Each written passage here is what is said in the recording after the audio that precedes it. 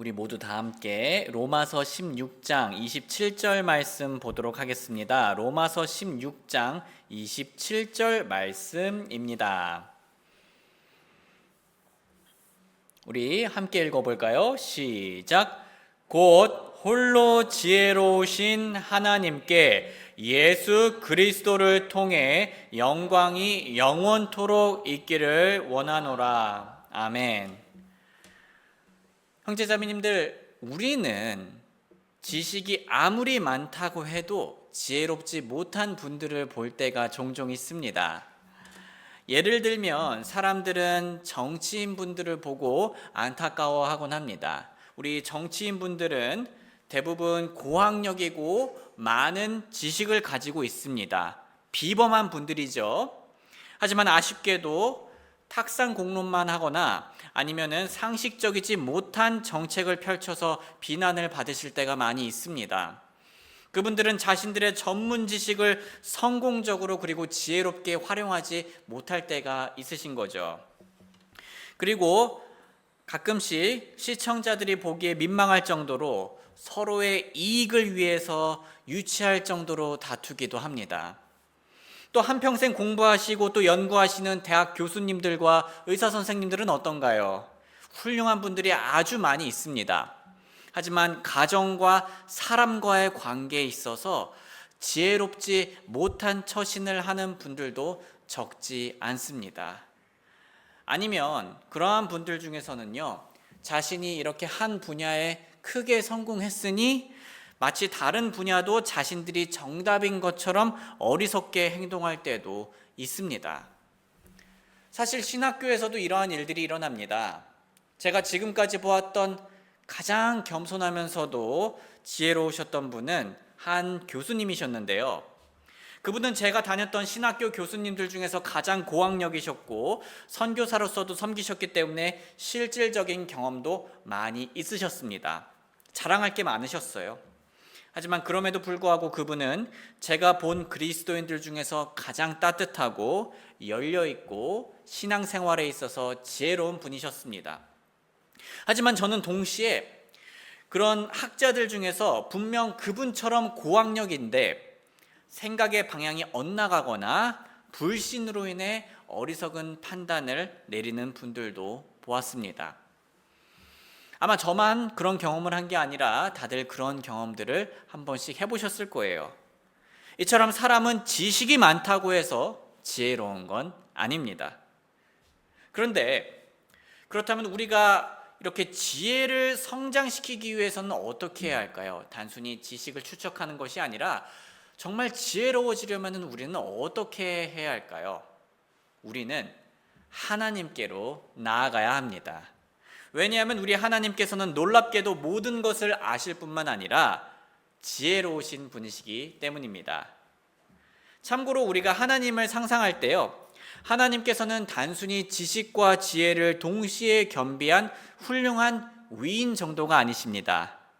하나님께서는 모든 것을 아시고 그 모든 지식을 완벽히 활용하시는 완전한 지혜를 가지고 계신 분이십니다.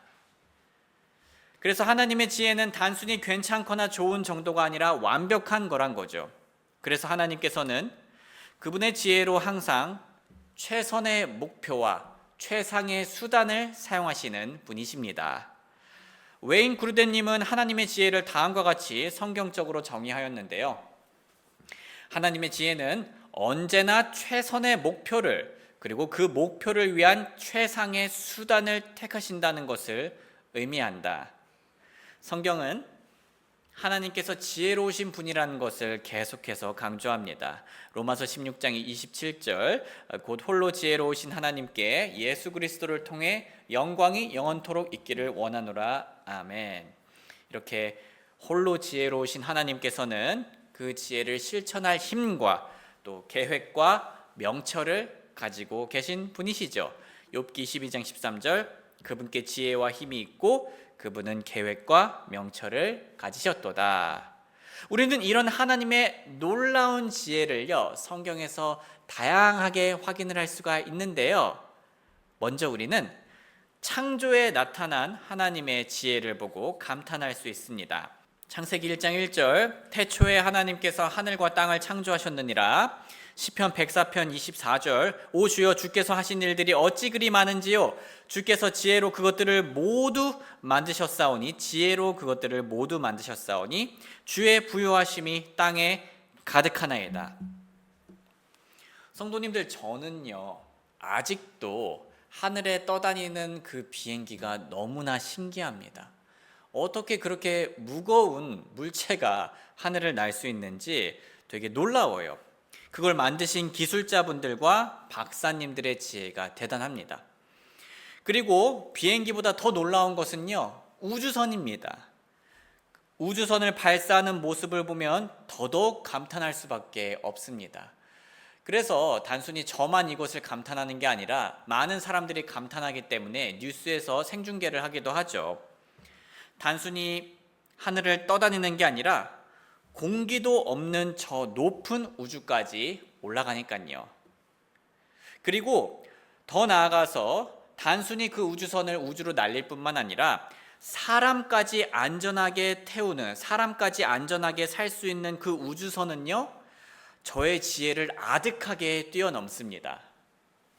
그런데 놀랍게도요, 성도님들, 우리가 잘 생각해 보면요, 하나님께서는 이 넓은 우주 한복판에 있는 이 지구를 만드셨고 사람이 살 수 있는 환경으로 미세하게 조정하셨습니다.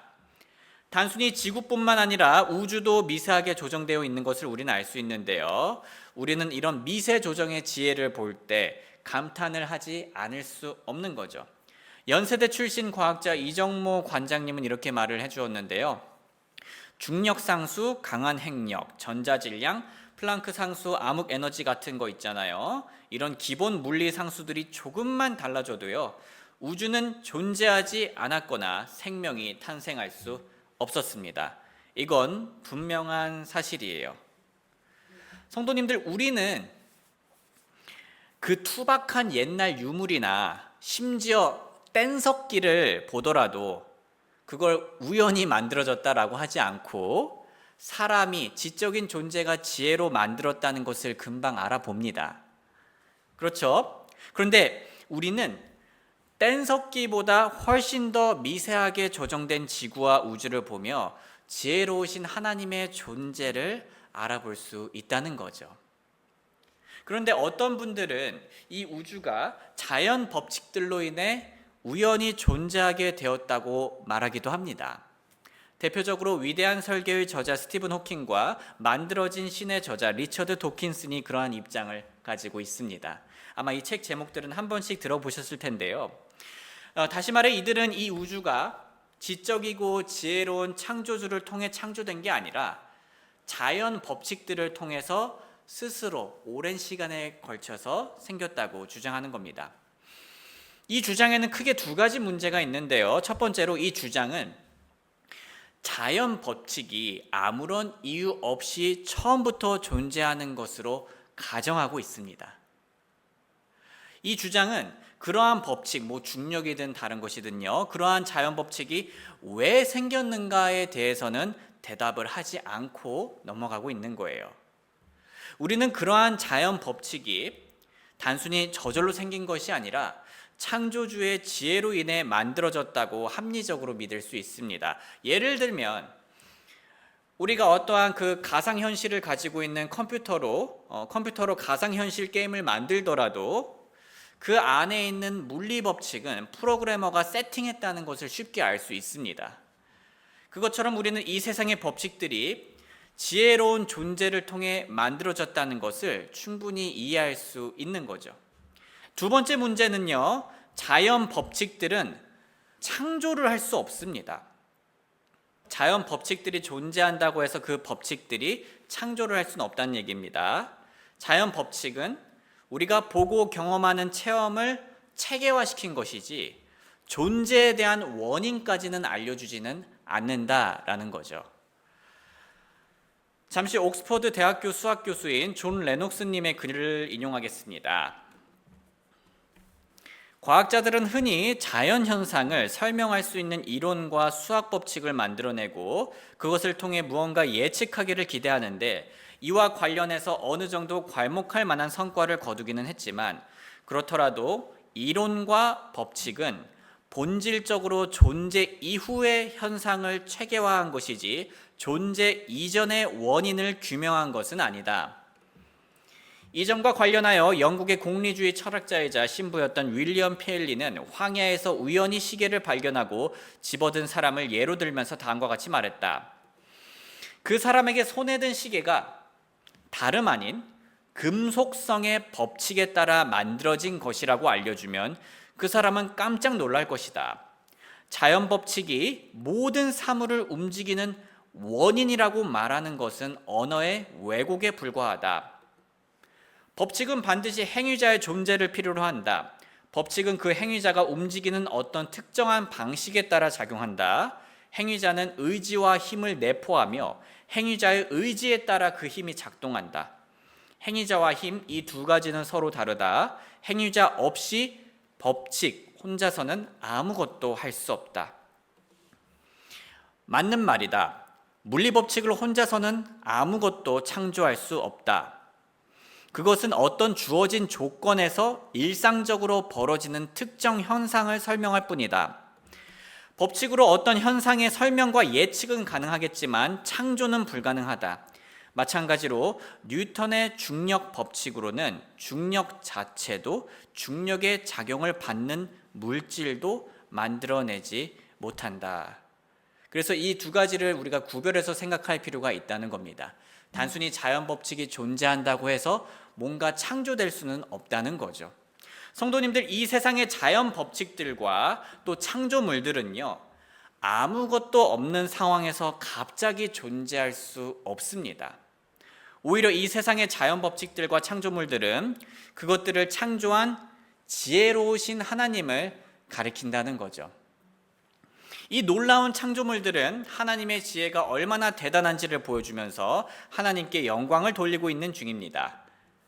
시편 148편 3절, 해와 달아 너희는 그분을 찬양하라. 빛을 내는 모든 별들아 너희는 그분을 찬양할지어다. 너희 하늘들의 하늘들아 그리고 하늘들 위에 있는 너희 물들아 그분을 찬양할지어다. 그것들이 주의 이름을 찬양하게 할지어다. 이는 그분께서 명령하셔서 그것들이 창조되었기 때문이라. 형제자매님들, 스마트폰을 보면요, 그 스마트폰이 제조사의 뛰어난 실력을 자연스럽게 보여주게 되죠. 그것처럼 이 세상에서 하늘과 별들과 물들, 모든 것들은 자연스럽게 하나님의 지혜를 뽐내며 그분을 찬양하고 있는 겁니다. 그분의 대단하심, 그분의 탁월하심, 그분의 영광을 드러내고 있다는 거죠.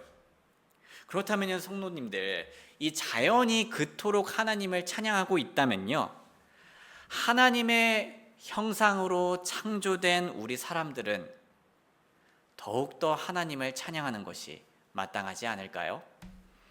하나님 덕분에 구원받고 새로운 창조물이 된 우리 그리스도인들은 하나님을 더더욱 찬양하는 것이 마땅하지 않을까요?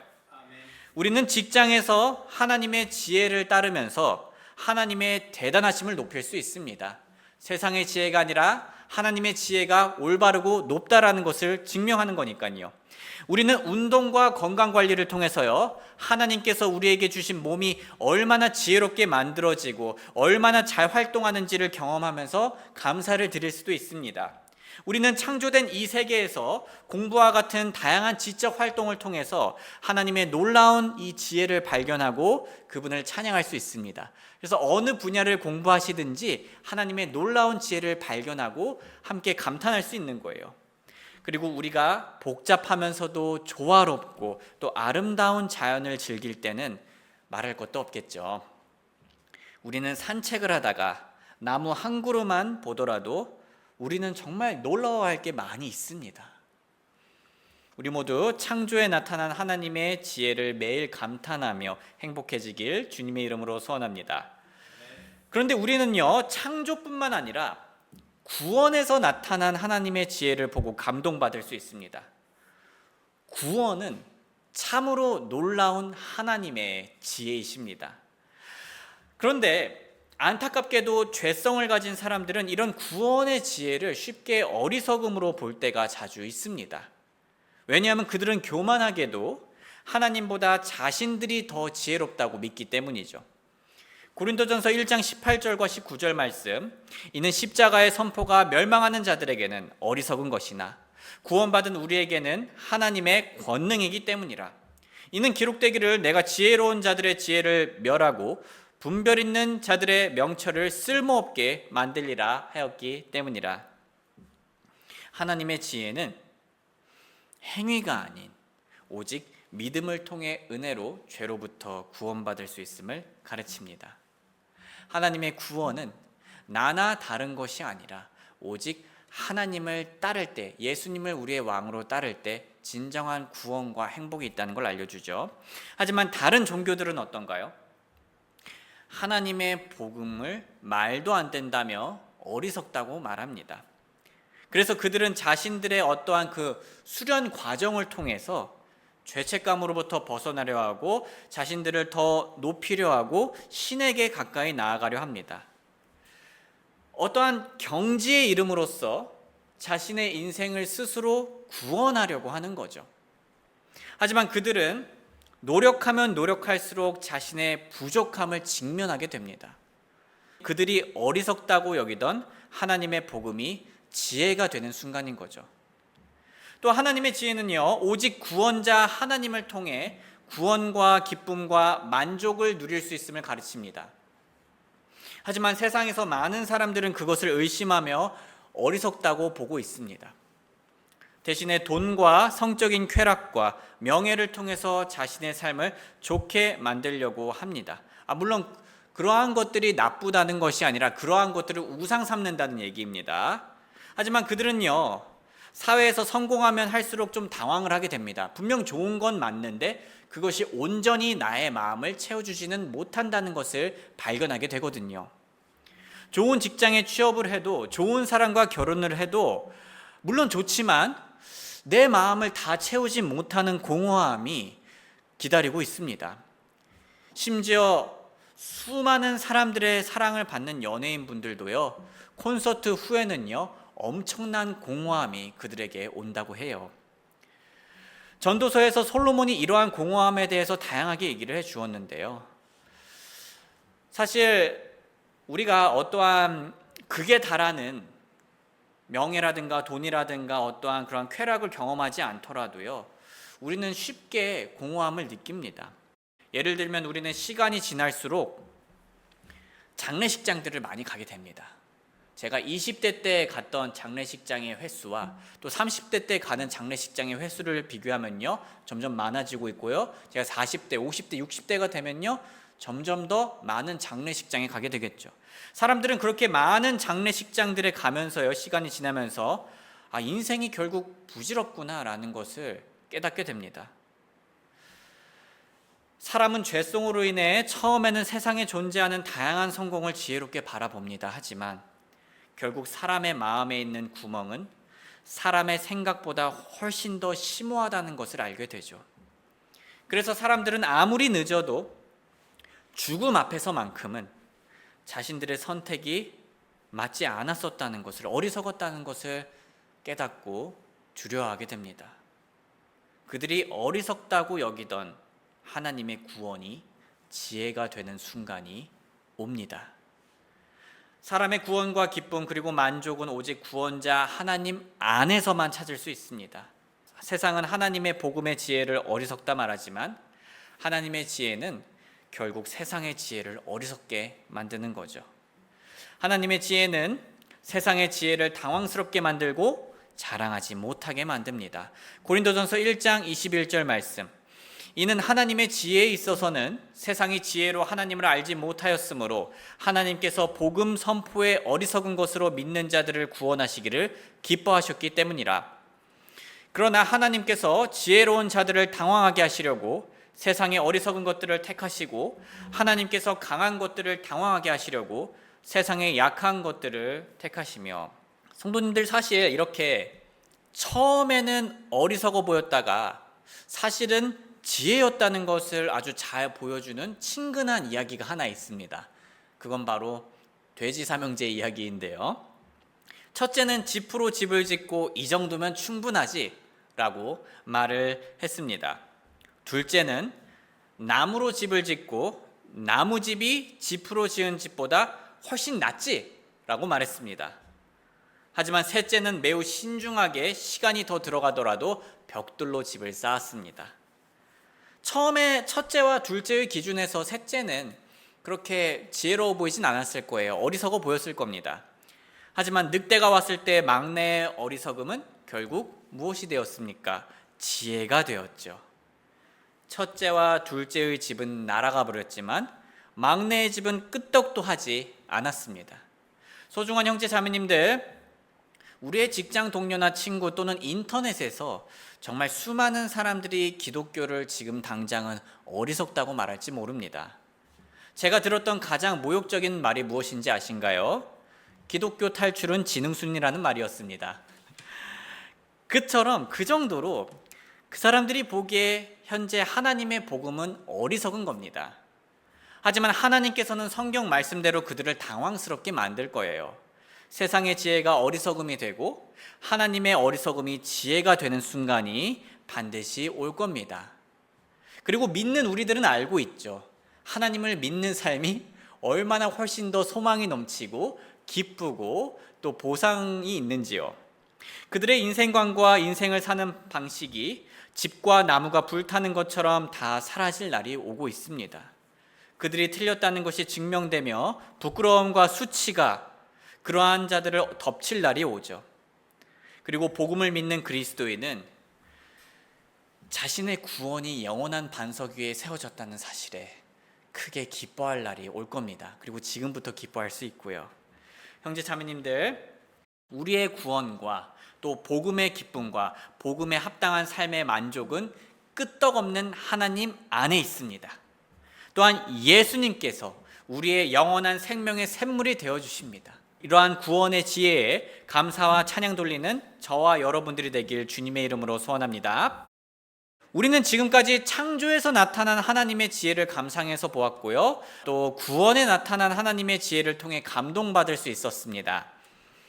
또한 우리를 인도하시는 하나님의 지혜에 감사할 수 있습니다. 우리는 개인의 삶에 나타난 하나님의 지혜에 감사할 수 있습니다. 로마서 8장 28절, 우리가 알거니와 하나님을 사랑하는 자들, 곧 그분의 목적에 따라 부르심을 받은 자들에게는 모든 것이 합력하여 선을 이루느니라. 우리 삶에 일어나는 모든 것이 합력하여 선을 이룹니다. 여기서 놀라운 사실은요, 하나님께서 선한 것들로만 선으로 이루지 않으신다는 겁니다. 사실 좋은 것들로 좋은 것을 만드는 것은 그렇게 놀라운 일이 아니죠. 하지만 우리 하나님께서는요, 그분을 사랑하는 자들의 인생의 모든 것, 즉 어려움과 시련과 악까지 결국은 선으로 인도하시는 분이라는 거죠. 마치 요셉의 삶에 일어났던 밝은 일들뿐만 아니라 어두웠던 일들까지 결국 선을 이룬 것처럼 말입니다. 창세기 50장 19절에 요셉은 이렇게 고백을 하는데요. 우리 한번 이건 같이 읽어볼게요. 시작. 요셉이 그들에게 이르되 두려워하지 마소서, 왜냐하면 내가 하나님을 대신하리이까?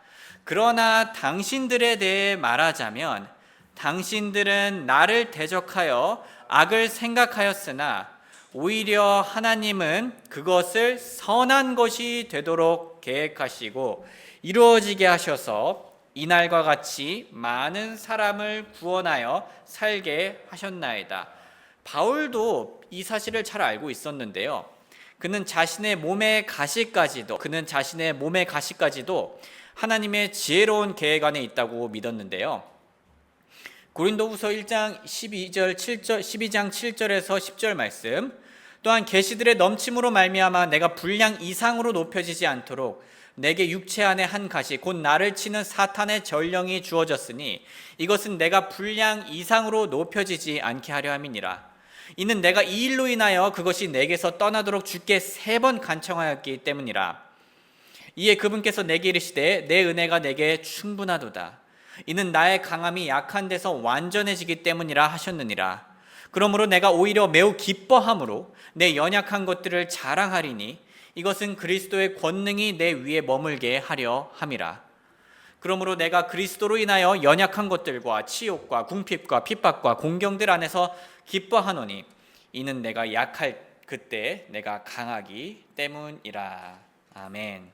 소중한 형제자매님들, 우리는 지금까지 성경 말씀을 통해서요, 하나님께서 지혜로우시다는 것과 그 지혜의 다양한 면들을 살펴볼 수 있었습니다. 저는 이제 앞으로 우리가 이처럼 지혜로우신 하나님을 기뻐하는 삶을 살길 격려하는데요. 먼저 우리가 지혜로우신 하나님을 기뻐하고 또 하나님을, 그분의 지혜를 즐기기 위해서 우리는 평소에 하나님께 지혜를 구할 수 있습니다. 제가 청소년 시절에 가장 힘을 받았던 구절들 중 하나는 바로 지혜이신 하나님께서 저에게 지혜를 주신다는 말씀이었는데요. 이것도 한번 같이 읽어볼게요. 시작. 너희 중에 누가 지혜가 부족하면 모든 사람에게 너그러이 주시고 꾸짖지 아니하시는 하나님께 구하라. 그리하면 그것을 그에게 주시리라. 성도님들께서 보시기에 사랑울림교회에서 저 혼자 목회 사역을 하는 것처럼 보이실 겁니다. 물론 현재 우리 교회의 목사는 저 한 명이죠. 하지만 성도님들께서 누리시고 계신 지혜는요, 단순히 이 박성규 목사의 개인적인 지혜 하나로부터 나오는 것이 아닙니다. 저는 목회적으로 어려움이 있거나 민감한 사항이 생길 때, 또는 교회의 방향성에 대해서 생각을 할 때 다른 목사님들과 통화를 하면서 지혜를 구합니다. 그렇게 최소한 두세 분 정도와 통화를 하면서 다양한 지혜를 얻고요, 또 우리 교회의 상황에 맞게 적용을 해봅니다. 그리고 그러한 분들뿐만 아니라 다양한 신앙 서적과 또 목회적인 자료를 참고를 합니다. 그렇게 지혜가 모여서 지금까지 저에게 아주 큰 도움이 되었습니다. 그래서 목회를 하면서 저의 지혜는 단 한 사람의 지혜가 아니라 여러 지혜로우신 분들의 그 조언이 함께하는 거죠. 이처럼 우리는 우리에게 지혜를 나누어 주는 분들이 있으면 든든합니다. 단순히 교회에서뿐만 아니라 직장이든 학교든 가정이든 어디서든 말이죠. 그런데 놀랍게도 우리는 사람들뿐만 아니라 하나님께 지혜를 구할 수 있는 사람들입니다. 우리의 지혜의 근원이 되시는 분이 세상에서 가장 지혜로우신 하나님이라는 게 얼마나 감사하고 또 든든한가요? 그런데 이렇게 우리가 완전한 지혜이신 하나님께 자주 나아가기 위해서, 그 지혜를 넉넉하게 받기 위해서 우리에게 꼭 필요한 마음의 자세가 있는데요, 성도님들. 그건 바로 주님을 경외하는 마음을 가지는 겁니다. 경외라는 단어가 조금 어렵죠? 주님을 공경하는 마음으로 두려워하는 것을 얘기하는 겁니다. 잠언 9장 10절 말씀. 주를 경외하는 것이 지혜의 시작이요 거룩한 일을 아는 것이 명철이니라. 우리 지혜의 시작은 하나님을 향해 합당한 마음 자세를 가지는 것에서부터 시작이 됩니다. 우리가 하나님을 경외하게 되면요, 우리는 평소에 하나님의 말씀을 가까이 하고 읽으며 기준 삼게 됩니다. 또한 하나님을 경외하게 되면요, 우리는 다른 사람들에게 지혜를 구하기 전에 먼저 하나님께 지혜를 구하게 됩니다. 그분께 기도드리고 그분의 말씀 안에서 상황을 보려고 하는 거죠. 그리고 하나님께서는 그분의 말씀과 우리 주변의 소중한 사람들을 사용하면서 지혜를 주십니다. 요즘은 AI도 많이 활용들 하시죠. 좋은 도구입니다. 다만 우리가 항상 기억하길 바라는 것은, 우리는 그리스도인으로서 세상의 모든 지식과 모든 올바른 사실과 완전한 지혜를 가지고 계신 하나님을 경외하며 먼저 그분을 찾아야 합니다. 그러니 우리 모두 작은 일부터 큰 일까지 하나님의 지혜를 구하길 응원합니다. 그러면 우리는 지혜를 넉넉히 주시는 하나님을 기뻐할 수 있습니다. 참고로요, 형제 자매님들, 저는 우리가 하나님께 지혜를 구하는 동기가요, 단순히 어떤 문제의 해결책을 찾는 것 정도로 삼지 않았으면 좋겠습니다. 직장에서의 어려움, 취업의 어려움, 관계의 어려움, 감정의 어려움, 진로의 어려움, 이런 어려움을 해결하기 위한 용도로만 하나님을 찾지 않으셨으면 좋겠어요. 물론 그러한 것들을 위해서 우리가 하나님의 지혜를 구해야 됩니다. 그런데 그러한 것들, 그러한 상황만 생겼을 때만 하나님을 찾지는 않았으면 좋겠어요. 하나님께 마땅한 섬김을 드리기 위해 지혜를 찾으시길 응원합니다. 우리 인생에서 가장 중요한 것은 무엇일까요? 오늘처럼 성경 공부를 하면서 하나님에 대해서 알아가는 것이 가장 중요하다라고 말씀드리고 싶습니다. 왜냐하면 우리의 창조주이시자 구원자이시고 우리의 왕이시며 또 친밀하게는 우리의 모든 것을 알고 계시는 아버지이신 하나님을 사랑하는 지혜가 성경책 안에 담겨 있습니다. 하나님을 사랑하는 지혜를 배우는 게요, 시험보다 수능보다 취업 준비보다 우리에게 훨씬 더 소중하다라는 거죠. 하나님을 사랑하는 지혜를 구할 때 우리는 본질적으로 정말 사람답게 지혜로워질 수가 있습니다. 그렇게 우리는 죄를 이기고 하나님께 사랑으로 순종하며 그분의 기쁨을 나의 기쁨으로 삼을 수 있습니다. 다음으로 우리는요, 하나님의 지혜를 신뢰하며 기쁜 삶을 살 수 있습니다. 첫 번째로 우리는 하나님의 지혜를 구하면서 기쁜 삶을 살 수 있다 했죠. 두 번째로 우리는 하나님의 지혜를 신뢰하면서 기쁜 삶을 살 수가 있습니다. 왜 기쁠까요? 왜냐하면 우리는 지혜로우신 하나님을 신뢰하며 평안을 되찾을 수 있고 선한 결말을 확실히 소망할 수 있기 때문입니다. 하나님의 지혜를 신뢰하는 것은 우리가 그리스도인으로서 살아가면서 꼭 놓치지 말아야 할 귀한 자산입니다. 만약에 우리 삶에 기쁨이 없다면요, 한번 우리가 정말 하나님의 지혜를 신뢰하고 실천하는 삶을 살고 있는지 점검해 보는 것도 좋을 것 같아요. 지혜로우신 하나님을 신뢰할 때 우리는 슬픈 상황이 오더라도, 아픈 상황이 오더라도 거기서 멈추지 않고 기쁨으로 나아갈 수 있습니다. 성도님들, 벤 세스라는 분이 있습니다. 그분은 전 미국 상원 의원이자 플로리다 대학교 총장이었던 분이었는데요.